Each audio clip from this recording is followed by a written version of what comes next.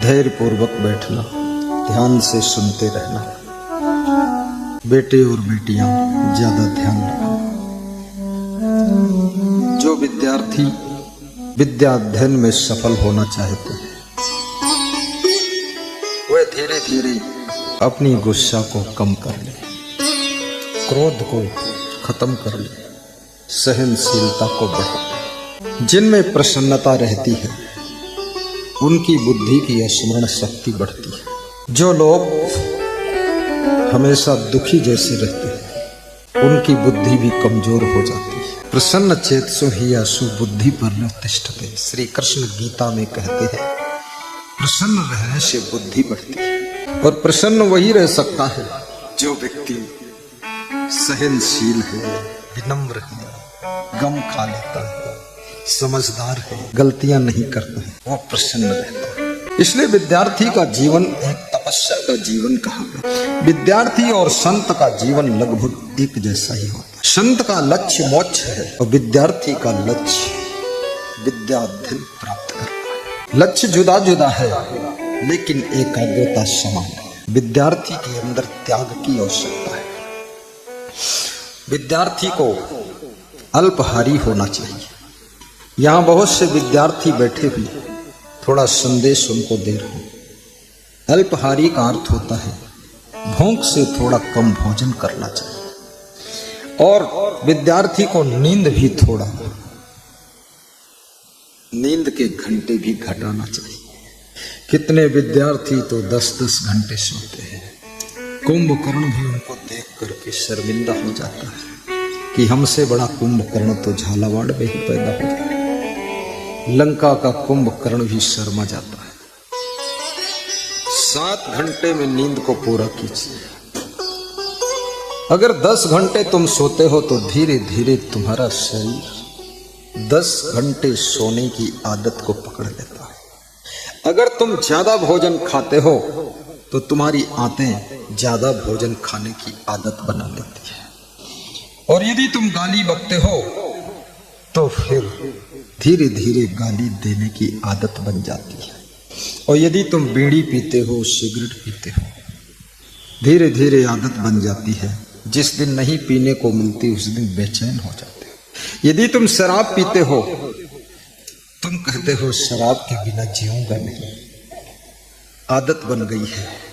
आदत हमेशा तुमको गुलाम बना देती है। आदत हमेशा तुमको बंधन में डाल देती है। लेकिन शराब की आदत हो या जुआ खेलने की आदत हो या ताश खेलने की आदत हो या ज्यादा भोजन खाने की आदत हो या नशा करने की आदत हो, गुस्सा करने की आदत हो, गाली बकने की आदत हो, जब तुम बहुत बीमार हो जाते हो तो हॉस्पिटल में भर्ती हो जाते हो। 3 महीने हॉस्पिटल में रहते हो। तुम कहते थे बीड़ी के बिना रह नहीं पाऊंगा। 3 महीने बीड़ी पीने को हॉस्पिटल में नहीं मिलती है, आराम से तुम रह लेते हो। तुम कितना झूठ बोल रहे थे कि बीड़ी के बिना रह नहीं पाऊंगा। जब तुम किसी कारणवश जेल में चले जाते हो 6 साल के लिए, वहां शराब पीने को नहीं मिलती है, बिना शराब पिए रह लेते हो। और तुम घर पर कहते थे बिना शराब पिए मैं रह नहीं पाऊंगा। कितना झूठ बोलते थे तुम। अब जेल में 6 साल से शराब नहीं पिया है, कैसे रह रहे हो? तुम कितने झूठे हो। और जेल में मजबूरी है, हॉस्पिटल में मजबूरी है, इसलिए तुम नहीं पीते हो तो भी खुश रहते हो। और यदि घर में जरूरी है समझ करके शराब पीना छोड़ दो, बीड़ी सिगरेट छोड़ दो, जुआ ताश छोड़ दो, बुराई छोड़ दो, तो शायद न जेल जाना पड़ेगा न हॉस्पिटल जाना पड़ेगा। कितने सुखी हो जाओगे। तुम्हारे अंदर बहुत बड़ी सामर्थ्य है। तुम अपनी ताकत को पहचानो। तुम कितना बड़ा त्याग कर सकते हो। जब तुम ठान लेते हो अपना गांव छोड़ करके शहर में जा करके रह लेते हो, जब तुम ठान लेते हो प्रदेश छोड़कर दूसरे प्रदेश में बस जाते हो, जब तुम ठान लेते हो रिश्तेदार को भी छोड़ देते हो, तो ये छोटी सी बीड़ी क्यों नहीं छोड़ पाओगे। और नशा नाश की जड़ है भाई, जिसका फल अतिशय दुखदायी। राजस्थान में भी बीड़ी बहुत लोग पीते हैं, बीड़ी। और राजस्थान में पान मसाला भी लोग खाते हैं और शराब भी लेते हैं, लेकिन चुपके चुपके लेते हैं। शराब मत पीना, क्योंकि तुम शराब पीते हो, शराब तुम्हारा सब कुछ पी जाती है। याद रखना। तुम कहते हो शराब के बिना नींद नहीं आती है। अरे शराब के बिना पशु पक्षियों को नींद आ जाती है, कीड़े मकोड़ों को नींद आ जाती है, साधु संतों को नींद आ जाती है और महान भक्तों को नींद आ जाती है। तुम्हारी नींद है कैसी जो शराब के बिना आती नहीं। और बचपन में तुमको भी शराब के बिना नींद आ जाती थी। 80 साल की उम्र हो जाएगी, 90 साल खाट पर पड़े रहोगे तो बिना शराब के ही नींद आएगी। ये बीच में कहां नींद भाग गई है? कैसे तुम बहाना करते हो? हिम्मत करो जरा, छोड़ो शराब, मोड़ो अपने मन को ये बुराइयों से। अगर 200 रुपया नशा रोज करते हो तो याद रखना 6,000 रुपया महीना, 72,000 रुपया साल में नशा करते हो। अगर 10 साल नशा छोड़ा है, 7,20,000 की बचत हुई है। 7 लाख की 5 लाख की गाड़ी ले आइए, उसमें लिख दीजिए शराब की बचत की गाड़ी आ रही है, कृपया रास्ता खाली करो, मैं बैठा आ रहा हूं। और 2,20,000 में सत्संग समागम करा दो, लाइफल में ही करा दो। इसमें लाइफल के कितने श्रोता हैं? जरा हाथ ऊंचा करके बताइए, लाइफल वाले कितने हैं? हाथ उठाइए। लाइफल हाथ उठाओ, मैं कुछ नहीं करूंगा। लोग डर रहे, हाथ उठाओ कहीं चक्र सुदर्शन न छोड़ दो, हाथ ही कटा चला जाए। ऐसा कुछ नहीं है। हाँ, लाइफल के बहुत, सबसे ज्यादा भाग्यशाली लाइफल है, क्योंकि लाइफल की धरती पर सत्संग हो रहा है। चमलासा के भक्त ने पवित्र प्रांगण हनुमान जी के मंदिर के पास में चुनाव किया कि यहाँ पर हनुमान जी भी श्रोता बनकर प्रवचन सुनेंगे और गुरुदेव जी हनुमान जी की छत्र छाया में प्रवचन सुनाएंगे।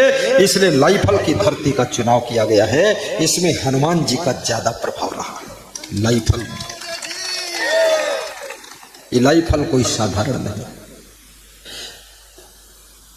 इसलिए नशा छोड़ो, सुख से जियो, बुराई छोड़ो, बहुत सुख पाओगे। गुरु के चरणों में अपने अवगुण दान कर देना। सबको तिलक लगाया जा रहा है, ये धर्म का तिलक लगवाइए और श्रद्धा हो तो तिलक की थाल में अपने सुमन भी अर्पित कर दीजिए। बेटियां महिलाओं की ओर लगा रही हैं और हमारे संत जी पुरुषों का तिलक लगा रहे हैं। मर्यादा से कार्यक्रम हो रहा है। तो साहिब बंदगी बोलो, कहो साहिब बंदगी। साहिब बंदगी। अत्यंत कोपा, कटुका चाबाणी, जिसको अति क्रोध आता है वहां नरक बन जाता है। कटुका चाबाणी, जिसकी वाणी बहुत कड़वी है, कभी मीठी वाणी बोलता ही नहीं। मैं अभी मध्य प्रदेश में एक गांव में था, तो जिनके घर ठहरा था वो पति पत्नी, उसका पति बहुत पूजा करता था, बहुत ज्यादा पूजा वाले कपड़े भी पहन लेता था, लाल पीले और माला वाला लटका के 2-2 घंटे पूजा में ओम नमः शिवाय, गणपति नमः, गणपति नमः। लेकिन जब बोलता था तो अरे राम राम, बिल्कुल तलवार चलाता था। मैंने कहा तू पूजा करता है, तेरी वाणी कैसी है? बोली वाणी बाण हो गई, क्या करूं। और उसकी पत्नी जब बोलती थी ऐसे बोलती थी जैसे शेरनी घुर्रा रही हो। मैंने कहा ये तो खतरनाक घर में ठहर गए हैं। लेकिन पति पत्नी ही आपस में घुर्राते थे और मैं चुपके से सुन लेता था, देख लेता था। तो मैंने सोचा कि कैसे सुख पाएंगे लोग। जिनके बीच में बहुत समय रहना होता है उनके बीच में बड़ी सावधानी बरतना चाहिए। याद रखना, अशांति और दुख और कलह और कलेश वही पैदा होता है जिनके साथ में अधिक समय गुजारना होता है। अगर सावधानी बरतोगे तो उन्हीं के साथ से ही सुख की धारा निकलेगी और वहीं पर आनंद प्राप्त होगा। पत्नी के साथ संभल कर व्यवहार कीजिए। कितने पति लोग सोचते हैं अब तो पत्नी बन ही गई, अब कहां जाएंगे, अब चाहे जितना रगड़ो इसको, पत्थर से चटनी बना दो। कितने पतियों ने पत्नी को चटनी बना दिया, बहुत रगड़ा है, बिल्कुल नर्वस हो गई है, कमजोर हो गई और दुखी है और पड़ी है, सड़ रही है। और कितनी स्त्रियों ने पति को तो इतना रगड़ा है कि पति का आता पता सब खत्म हो गया। आधा पागल बैठा है, लार टपकाता हुआ, पूछो क्या हाल है, कुछ नहीं है, हालत खराब कर दिया। अरे इतना पति को भी मत रगड़ना चाहिए। कोई कोई स्त्री समझती है कि अब तो शादी हो गई, बच्चे हो गए, अब ये जाएगा कहाँ निखट्टू, चाहे जितना रगड़ी मारो रहेगा तो यही। लेकिन नहीं, जो नारी पति से प्रेम नहीं करती है उस पर भगवत कृपा कभी नहीं होती है, और जो पुरुष अपनी पत्नी से प्रेम का बर्ताव नहीं करता है, याद रखना उसके ऊपर लक्ष्मी की कृपा कभी नहीं होती है। लक्ष्मी की कृपा कभी नहीं होती।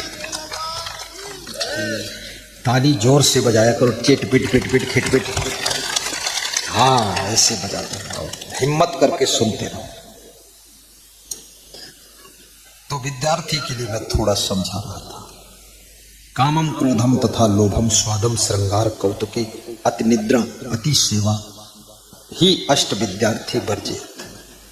काकचेष्टा बको ध्यानम स्वान निद्रा तथा अल्पहारी गृहस्थ त्यागी विद्यार्थी पंच लक्षण। कौआ जैसी चतुराई होना चाहिए चेष्टा विद्यार्थी में, बगुला जैसा ध्यान हो, अल्पहारी हो, गृहस्थ जैसे भोगों को न भोगे, विद्यार्थी त्याग संयम से रहे।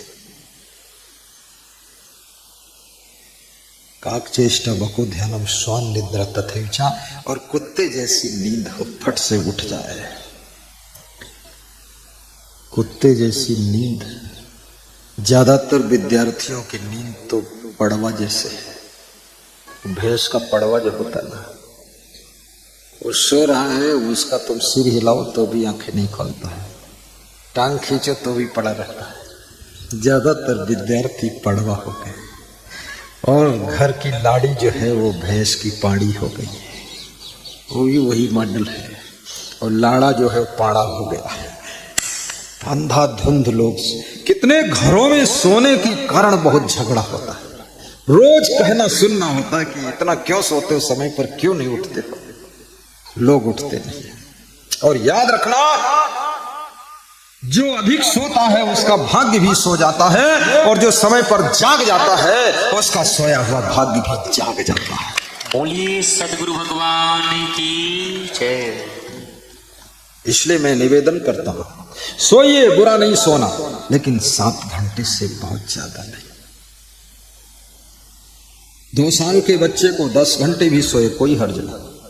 6 महीने का बच्चा 14 घंटे सोए कोई बुरा नहीं। इसको करना क्या है, जितना सोएगा तो मां को फुर्सत मिलेगी। और बूढ़े लोग जो 80 साल के हैं, अरे 16 घंटे सो तो ही ठीक है, नहीं तो बूढ़ा जागेगा तो अंग्रेजी बोलता है। इसलिए बूढ़े को सो जाने दो। बूढ़े को और बच्चे को कभी जगाओ मत, और विद्यार्थी को सोने मत दो, समय पर जगा दीजिए।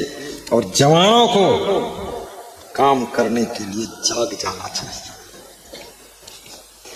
उठो मानो आँख खोलो, सो चुके हो अब न सोना। गा दो। उठो मानो आँख खोलो, सो चुके हो अब न सोना।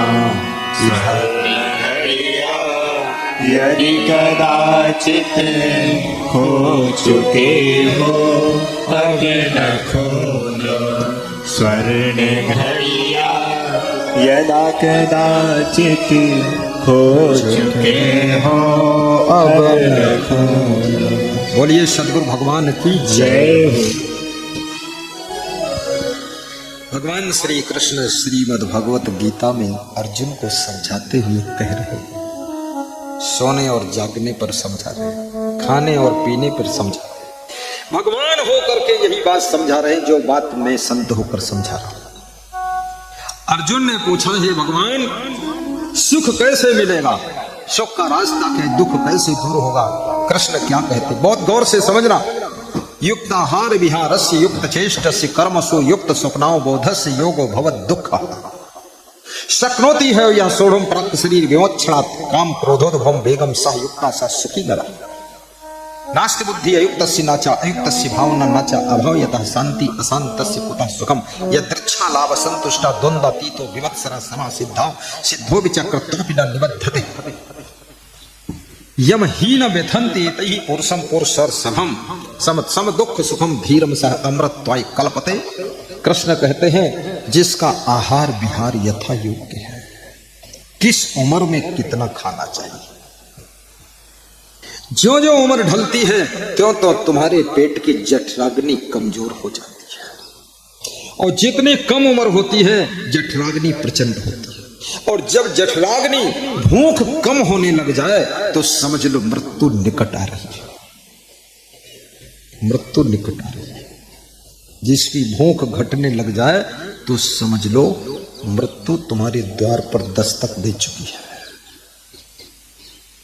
और इसलिए मरने से कुछ दिन पहले लोग खाना पीना बंद कर देते हैं, क्योंकि अब मरना है। और ये भी याद रख लो, जिसकी नींद भी पूरा बंद हो जाए तो समझ लेना अब इस व्यक्ति का हार्ट अटैक होगा, और इस व्यक्ति को शुगर की बीमारी होगी, बीपी हाई होगा, और इस व्यक्ति का लीवर किडनी सब डैमेज होगा। नींद शरीर के लिए जरूरी भी है। कृष्ण कहते हैं जितना जागना जरूरी है उससे कहीं ज्यादा गहरी नींद में सोना भी जरूरी है। जिस समय भगवान कृष्ण की बहन सुभद्रा को अर्जुन रथ पर बिठा करके लेकर चला, सखियों ने आकर के बताया कि तुम्हारा जो अर्जुन कृष्ण का दोस्त था वो अर्जुन की बहन सुभद्रा को रथ पर बिठा करके भागा जा रहा है, वो कृष्ण की बहन को ले गया। सभी यदुवंशी लाठी डंडा भाला लेकर दौड़े कि अर्जुन को मारो। फिर सभी यदुवंशियों ने देखा कृष्ण भगवान कहाँ है, पता लगाया तो कृष्ण वहां नहीं थे। इतनी बड़ी घटना हो गई कि सुभद्रा का अपहरण अर्जुन ने कर लिया। देखिए मित्रता भी सोच समझ कर करना, नहीं तो तुम्हारा मित्र ही तुम्हारी बहन को ले जा सकता है। बहुत सावधान। ये महाभारत की कहानी हर बात समझा रही है, लेकिन ऐसा हुआ क्यों? कृष्ण को पता लगाया गया कृष्ण कहाँ है, तो कृष्ण अंतःपुर में सोए हुए थे गहरी नींद में। इतनी बड़ी घटना हो गई और कृष्ण सो रहे, दिन में सो रहे। कभी ज्यादा नींद आ रही हो थोड़ा दिन में भी सो लेना, बहुत जबरदस्ती मत करो, कोई पाप नहीं है। सुबह 10 बजे से लेकर के शाम को 4 बजे के बीच में अगर बहुत नींद आ रही, बहुत नींद आ रही, एकदम बेहोश हो रहे हैं तो 1 घंटे सो जाओ।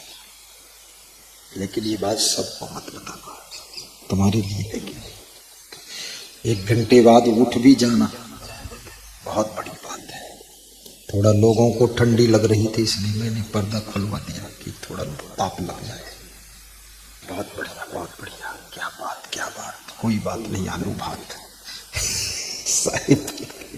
तो कृष्ण को जब अंतःपुर में जगाया गया, कृष्ण उठते हैं और प्रेम से मुंह धोते हैं, पानी पीते हैं, कपड़े पहनते हैं, फिर कहते बात क्या है? अरे बोले बहन सुभद्रा को अर्जुन ले गया, तुमसे दोस्ती किया, इतना तो ये देखो कितना बड़ा खतरा। बोले चलो देखो कहाँ है। कृष्ण जाते हैं, धीरे धीरे कदम बढ़ाते हैं। कृष्ण कहते हैं अरे यदुवंशियों तुमको शर्म नहीं आती है? सुभद्रा रथ हाँक रही है, अर्जुन बेचारा पीछे बैठा है, मेरा मित्र इसमें क्या गलती किया? ये तो सुभद्रा मेरी बहन अर्जुन का अपहरण करके ले जा रही है। क्या बात, देखो पलटी मार दिया। भगवान बहुत बुद्धिमान है, और ये सेटिंग भगवान की ही थी। भगवान ने सोचा अर्जुन से अच्छा मेरा बहनोई जीजा कौन मिलेगा? इतना धनुषधारी, बलवान, यशस्वी और इतना खिलाड़ी, कलाकार, गुणवान, वही मेरी बहन का पति बनना चाहिए। इसलिए लेकिन यदुवंशी कहते थे अर्जुन के साथ विवाह नहीं करूंगा। कृष्ण कहते थे एक काम करो, तुम मेरी बहन भी तुम्हारे साथ खुश है और तुम मेरी बहन को ले जाओ, लेकिन बहन से रथ हकवाना, तुम पीछे बैठ जाना, आगे का मामला मैं संभाल लूंगा। कृष्ण ने कहा अरे यदुवंशियों थोड़ा शर्म तो करो, अपनी बहन अर्जुन को लिए जा रही है अपहरण करके, रथ रोक करके। अब बहन जिसके साथ राजी है तुरंत विवाह कर दो, झंझट खत्म करो, जाने दो। विवाह करवा दिया, जयमाला डलवा दिया और बोले आज से मेरा जीजा अर्जुन बन गया। अर्जुन जैसा बहनोई कहां मिलेगा। बहुत गुण संपन्न अर्जुन है। वो अर्जुन पूछ रहा है कि प्रभु सुख कहां है। कृष्ण कहते हैं जिसका आहार विहार विवेक पूर्वक होता है, कब क्या खाना है, कितना खाना है, क्या नहीं खाना है, किसको ज्यादा चबा चबा कर खाना है, किसको कम चबाना है, और किस उम्र में कितना खाना है। जो जो उम्र तुम्हारी बढ़ने लग जाए 70 साल के बाद भोजन घटा दीजिए और हमेशा 20% भोजन कम कीजिए। अगर 3 रोटी की भूख है तो 2 रोटी खाइए। 1 रोटी जो रोज बटेगी वही रोटी दान कर दीजिए। किसको दान करोगे? नित्य दान करिए। नित्य दान 1 रोटी दान 5 रुपया। अगर 10 रोटी खाते हो तो 8 रोटी खाना। इसमें कुछ लोग ऐसे भी है जो 10 रोटी खाते हैं, कुछ लोग ऐसे भी जो 10 बाटी खाते हैं। कोई बात नहीं, लेकिन 10 बाटी खाते हो तो आज से 2 बाटी कम कर देना, और 2 बाटी जो कम करना वो दान करना। कैसे दान करोगे? 2 बाटी की कीमत दान पात्र में नित्य दान डालना, और वो दान पात्र गुरु के कर कमलों में भेंट करके धर्म प्रचार में उसका धन लगेगा तो धर्म प्रचार से पुण्य तुम्हारे घर आएगा, तुम्हारे घर में कोई दिव्य संतान का जन्म हो जाएगा। ये दान बहुत बड़ा दान है जो अपनी खुराक में से दान दिया जाता है। अपनी खुराक में से दान। आपने पुराणों की कथा सुना होगा। किसी राज्य का राजा वीरभद्र था। क्या नाम था? वीरभद्र। राजा वीरभद्र। पड़ोस के बड़े राजा ने उसके ऊपर चढ़ाई कर दिया, राजपाट छीन लिया। वीरभद्र पति पत्नी राजा रानी मेहमान का भेष बनाकर जान बचाकर निकल गए। कुछ दिन बहन के यहाँ रहे। बहन 3 दिन बाद प्रेम कम करने लगी। याद रखना, बहन के यहाँ भी गुजारा नहीं हो सकता। कुछ दिन ससुराल में गए। ससुराल में भी 10 दिन के बाद प्रेम कम हो गया। इसलिए ससुराल की तरफ भी ज्यादा मत लग चाहिए। नए नए छोरे ससुराल की तरफ रोज दौड़े, मत दौड़ना। ससुराल में भी प्रेम थोड़े दिन ही रहता है। मामा मामी नाना नानी के यहाँ बस 3 दिन में प्रेम कम हो जाता है, और बहन के यहाँ तो अरे बस थोड़ा। इसलिए अपने घर को मजबूत करो, अपनी हस्ती को सुधारो, देने लायक बनो, सेवा करने लायक बनो, बल्कि बहन और बहनोई से आस मत करो। ऐसी उन्नति कीजिए। ससुराल वालों से जिंदगी भर आस मत करो कि ये मिल जाए वो मिल जाए। छोड़ो बकवास। धन कमा तो इतना कमा कि धन कमाने की भी तू हद कर दे, और भक्ति कर तो इतनी कर कि यमराज के दरबार में जब पहुंचे तो अपने कर्मों का खाता भी तू रद्द कर दे। कर्मों का खाता भी तू रद्द कर दे। गरीबी मिटा कर तभी बताऊंगा लक्ष्मी कैसे आती है। सब समझाऊंगा धीरे धीरे। तो राजा वीरभद्र जब सब कुछ खत्म हो गया, भीख मांगने का नंबर आ गया। देखिए राजा की ये दशा। सब दिन होत न एक समान, पुरुष बली नहीं होता है समय होत बलवान, और भीलन लूटी गोपिका वही अर्जुन वही पान। सब दिन होत न एक समान, समय परिवर्तन होता। 55 में तुम 12 फीट लंबा कूदते थे, अब 1 कदम चलने में भी ताकत नहीं है। सीढ़ियां उछल कर चढ़ते थे, अब सीढ़ी देख करके डर लग रहा है। सब दिन होत न एक समान। इसलिए कभी धनवान बन जाओ तो भी अभिमान न करना, कभी बलवान हो जाओ तो बल का अभिमान न करना, कभी जवान हो जाओ तो जवानी का अभिमान न करना, कभी बुद्धिमान हो जाओ तो बुद्धि का अभिमान मत करना। क्योंकि ये चीजें दुनिया में मिलती है और उसके बाद आपके पास से वापस भी चली जाती है। जवानी मिलती है और वापस हो जाती है, बुद्धि मिलती है बुढ़ापे तक, वो भी वापस हो जाती है। वाणी मिलती है, आज मैं फर्राटे से बोल रहा हूं, लेकिन 90 साल की उम्र हो जाएगी तो दांत गिर जाएंगे, आवाज नहीं निकलेगी। इसलिए वाणी का भी अभिमान न करना। और कभी खूब धन हो जाए तो धन का अभिमान न करना। जब धन हो जाए तो धन को थोड़ा धर्म में भी लगाना, ऐसे धर्म में लगाना जैसे विष्णु प्रसाद और सीमा देवी ने धन को धर्म में लगाया है, सत्संग कराया है और सबको प्रवचन गुरु का सुनवाया है और सबको आशीर्वाद दिलवाया है। ऐसे धन लगना चाहिए।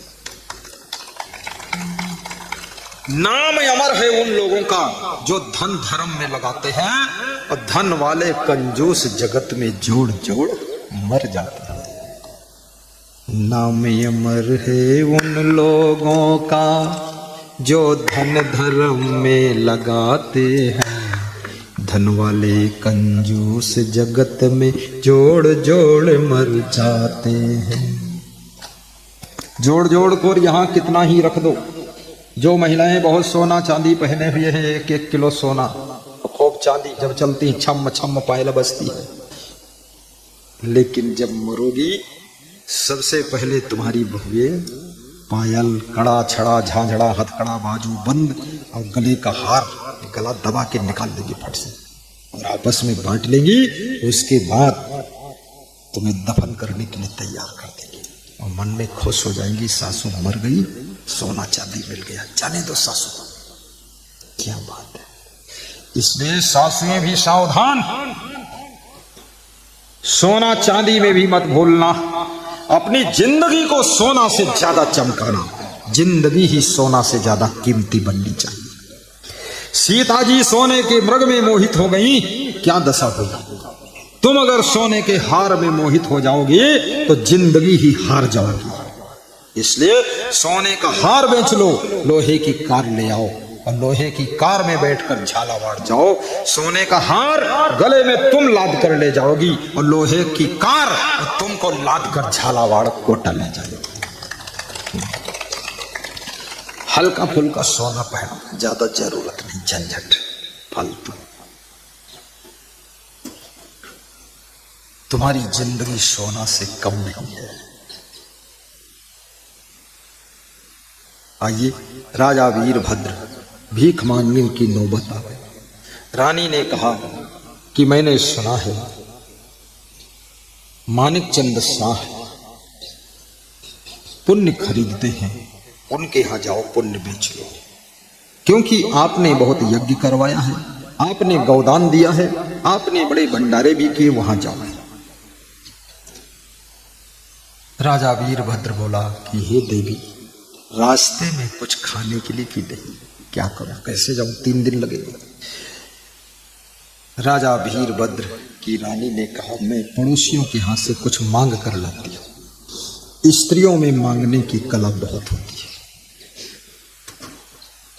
पुरुषों में मांगने की कला कम होती है। पुरुष को थोड़ा मांगने में शर्म भी लगती है, लेकिन मांगना सीखना है तो भगवान राम से सीखो। भगवान राम ने केवट से नाव मांगा था। भगवान भी सिखाता है, जरूरत पड़े तो मांग लेना। याद रखना, मांगना भी एक कला है। और धर्म के लिए मांगना, परमार्थ के लिए मांगना, सत्संग भंडारा के लिए मांगना, ये मांगने वाला मांगता नहीं है, बल्कि अब तुम्हारा पुण्य बढ़ाने के लिए तुम्हारा सहयोग ले रहा है। सहयोग देना चाहिए। अभी मैं रावत भाटा से सत्संग करके आया। वहां सत्संग में हमारे महान भक्त प्रहलाद गुर्जर जी सत्संग के अगुआ थे, लेकिन उनको सहयोग देने वाले 15 लोग थे। किसी ने 51,000, किसी ने 21,000, किसी ने 20,000, किसी ने 15, किसी ने 11,000, किसी ने 5,000 दिया। तो कह रहे थे अब की बार में 18 साल बाद आपको बुलाया। 2007 में आए थे, अब 2024 में आए। अब मुझे लगता है रावत भाटा के लोग सहयोग कर रहे हैं, अब मैं 18 साल नहीं होने दूंगा, अब तो 2 साल बाद फिर बुला लूंगा। देखिए, ये जो समागम हो रहा है, हमारे महान भक्त विष्णु प्रसाद जी सबसे मांग नहीं रहे हैं, लेकिन यदि तुम सहयोग अपने मन से दे दोगे तो ये समागम 2024 में हो रहा है, अब आगे फिर 2026 में हो जाएगा। और इस समागम से सबको ज्ञान मिलेगा, भक्ति मिलेगी, प्रेम मिलेगा, सुख मिलेगा, संस्कार मिलेगा, शांति मिलेगी और बेटा बेटी को ऐसे ऐसे संस्कार मिलेंगे कि आपके बेटा बेटी भी बहुत अच्छे हो जाएंगे, बहुओं में भी बदलाव आएगा।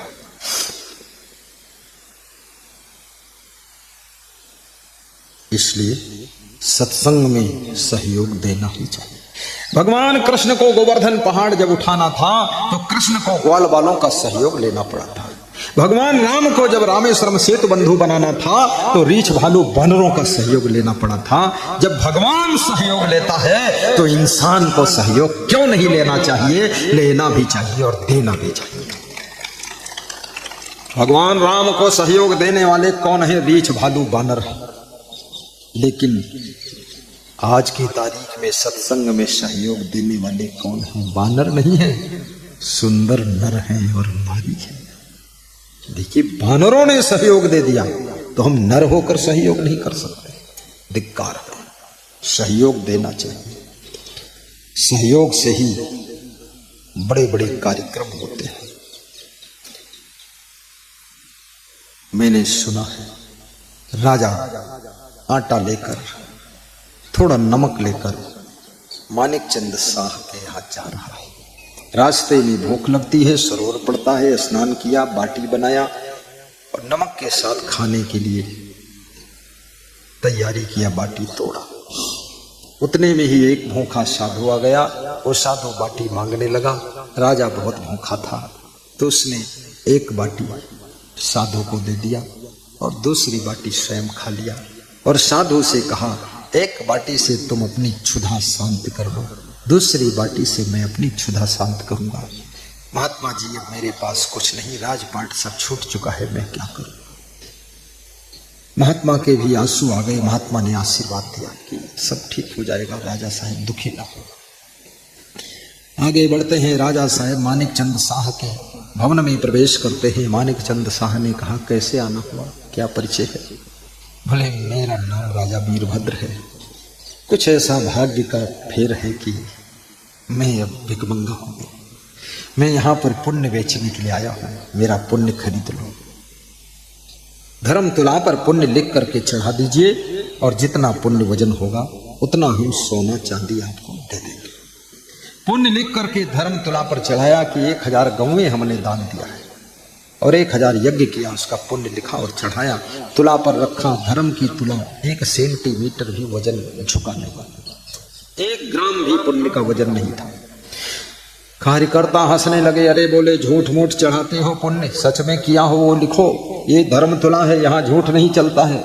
राजा शर्मिंदा हो गया, दुखी हो गया कि देखो आज छोटे छोटे कर्मचारी भी मेरी मजाक कर रहे हैं। एक समय था ऐसे कर्मचारी तो पास नहीं आ सकते थे, समय बदल गया। राजा का मन दुखी देख करके मानिक चंद शाह ने कहा, राजा साहब दुखी मत हो, ये पुण्य किया कब था तुमने? बोले, जब मैं राजा था तब 1000 गायें दान दिया, ये किया वो किया। बोले, राजा जो पुण्य करता है, धर्म करता है, वो धर्म पुण्य सब प्रजा का होता है, वो राजा का नहीं होता है, उसमें तुम्हारा कुछ नहीं। बोले, फिर? बोले, जब से तुम राजा नहीं रह गए तब से कोई पुण्य किया है? बोले, तब से कुछ था ही नहीं मेरे पास, बचा ही नहीं, तो क्या पुण्य? अरे सोच लो ना, कुछ किया?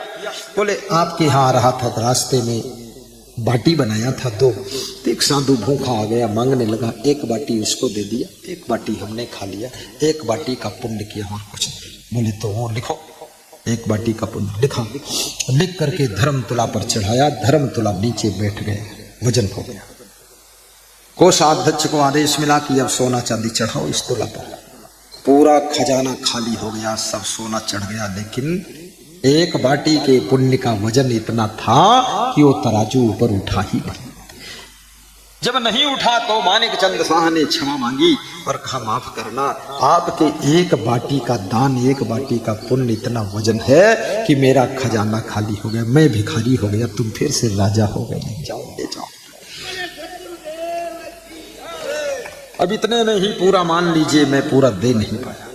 राजा तुरंत गाड़ियां मंगाता है, सोना लाद लेता है, सिपाहियों को बुलाता है, लेकर के अपनी रानी के पास आता है। सब सोना चांदी सुरक्षित हो गया। रानी ने कहा, ये सब बेचो, रखो मत। रानी की बात मानकर बेच दिया। बोले, सेना तैयार करो, लंबी बाउंड्री खींचो, जमीन खरीदो, सेना तैयार किया। बोले जिस राजा ने आपका राज्य छीना है उसके ऊपर आक्रमण करो, अपना राज्य वापस लो। आक्रमण किया, राज्य वापस लिया। बोले इस राजा को मारना मत, जेल में डाल दो, अब तुम राज्य करो, अब तुम फिर से राजा और हम फिर से रानी हो गए, अब परेशानी नहीं। रानी की बात मानने से राजा फिर से राजा बन गया। और तुम तो अपने घर की रानी की बात मानते ही नहीं हो, इसलिए तुम्हारे घर में हैरानी बढ़ती ही जाएगी। थोड़ा रानी की बात भी मान लिया करो। कभी कभी छोटा सा शिष्य भी बहुत बड़ी बात कह देता है, कभी छोटा कर्मचारी भी बहुत गहरी बात कह देता है। न्यूटन नाम का वैज्ञानिक विज्ञान का शोधन कर रहा था। एक बिल्ली का बच्चा रो रहा था अंदर, तो उसने कहा ये क्यों रो रहा है, नौकर से पूछा। नौकर ने कहा ये अंदर रह गया है, दरवाजा बंद हो गया है और बिल्ली बाहर निकल गई है, तो इसकी माँ साथ में नहीं है। तो बोले ऐसा करो ना, इसकी माँ के आने के लिए एक दरवाजा में बड़ा छेद कर दो और एक छोटा छेद कर दो, ये बच्चा भी कभी बाहर माँ को मिलने जाना चाहे तो चला जाए। 2 छेद कर दो, एक बड़ा एक छोटा।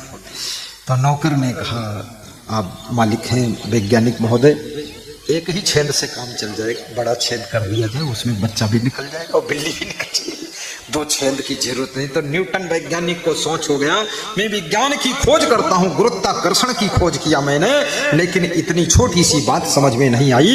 एक दरवाजे में 2 छेद करवा रहा था, बड़े छेद में दोनों निकल जाएंगे। देखिए नौकर ने इतनी गहरी बात बता दी।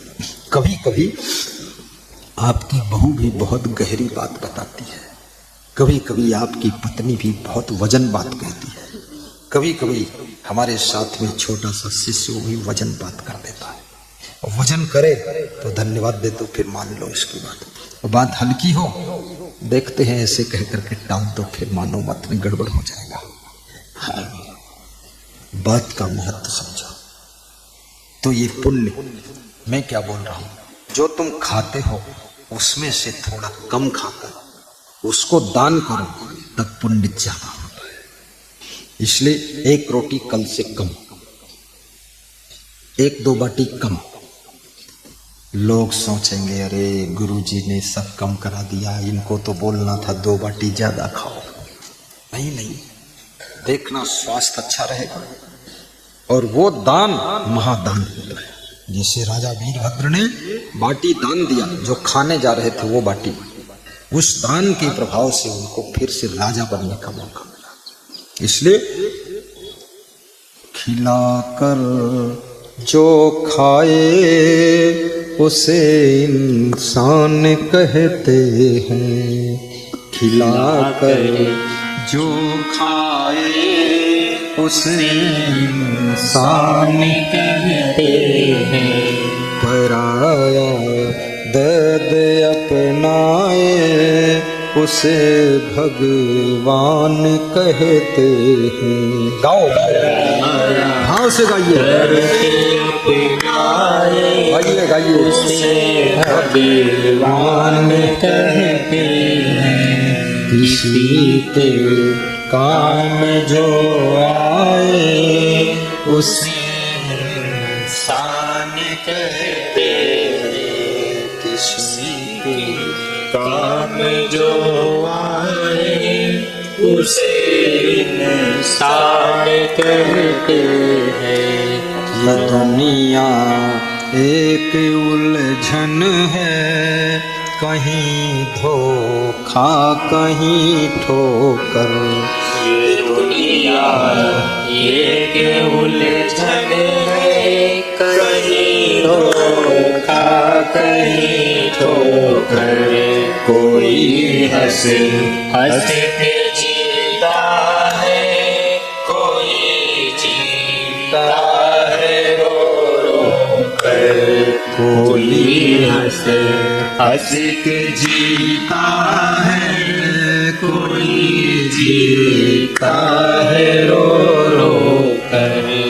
जो गिर कर फिर संभल जाए उसे इंसान कहते हैं। जो गिर कर फिर संभल जाए उसे इंसान कहते हैं। पराया दर्द अपनाए उसे भगवान कहते हैं। कभी धनवान है कितना, कभी इंसान निर्धन है। कभी धनवान है कितना, कभी इंसान निर्धन है। कभी सुख है कभी दुख है, इसी का नाम जीवन है। कभी सुख है कभी दुख है, इसी का नाम जीवन है। जो मुसीबत में न घबराए उसे इंसान कहते हैं। जो मुसीबत में न घबराए उसे इंसान कहते हैं। पराया दर्द अपनाए उसे भगवान कहते हैं। पराया दर्द अपनाए उसे भगवान कहते हैं। आपका जीवन अत्यंत कोपा कटुका चबानी दरिद्रता। जिसके घर में दरिद्र हो उसके घर में भी नर्क वास करता है। गुरु से आशीर्वाद मांगो, हे गुरुदेव घर में दरिद्र न आए। करोड़पति बनूं या न बनूं, लेकिन दरिद्र से बच कर रहो। और जिनके घर में दरिद्र आ गया, जो दरिद्र से बचना चाहते उन्हें नित्य दानी बनना चाहिए। जो लोग नित्य दानी बनते उनके घर में बरकत बढ़ती है, उनके घर में लक्ष्मी की कृपा होती है और उनके घर का दरिद्र दूर होता है। अभी हमारे पास में नित्य दान का पात्र महान भक्त विष्णुदेव जी लेकर आए थे। तो पता नहीं कहाँ है पात्र, कहाँ है दान पात्र। हम उसको खोल करके डाल दिया डिब्बा। दान पात्र बड़े पात्र में चला गया है। नित्य दान करने से दरिद्र दूर होता। शास्त्रों में लिखा है दारिद्र्य नाशनम दानम शीलम दुर्गत नाशनम। दान पात्र जब लेना चाहिए गुरु के हाथ से स्पर्श कर देना चाहिए और पहला दान उसमें गुरु स्वयं डाल दे। फिर उसको ले जाओ अपने घर के पूजा मंदिर में रखो। रोज सुबह शाम गुरु पूजा, जिस भगवान को मानते उसकी पूजा कर लो और गुरु की वंदना सुबह शाम कर लो। फिर 10 रुपये 20 रुपये जो श्रद्धा उसमें दान डालो। वो दान देखने में लगता हम दान डाल रहे हैं, नहीं, वो तुम अपने घर को दरिद्र भगा रहे हो और बहुत मनोकामना पूर्ण होगी, सब इच्छा पूरी हो जाएगी। दरिद्र ताजा सुजनेश वैर। चौथी बात, जो लोग आत्मीय जनों से बैर रखते हैं, भाई से बैर, जेठानी से बैर, देवरानी से बैर, सासू से बैर, बहू से बैर, उस घर में नरक बन जाता है। इसलिए आपस में बैर मत रखो। संभोजनम संकथनम संप्रीतिश्च परस्परम ज्ञात भी सह कार्याणि ना विरोधा कदाचन।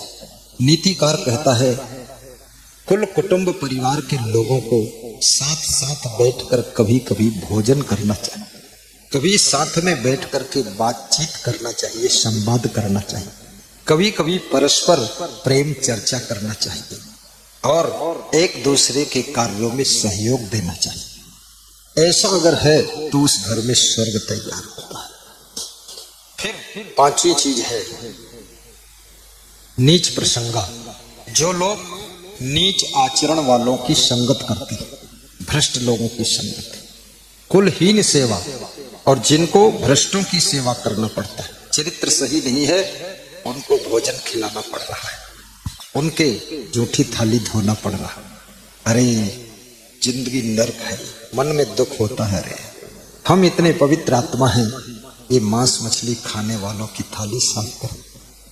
इसलिए गुरु से ऐसा आशीर्वाद मांगो, इतना पुण्य करो कि सेवा भी मिले तो पवित्र लोगों की सेवा मिलनी चाहिए, सेवा मिले तो सत्संगियों की सेवा मिलनी चाहिए, और सेवा मिले तो मंदिर में सेवा मिल जाए, या कि साधु संत की सेवा मिल जाए, या कि आप जैसे भक्तों की सेवा करने का मौका मिल जाए।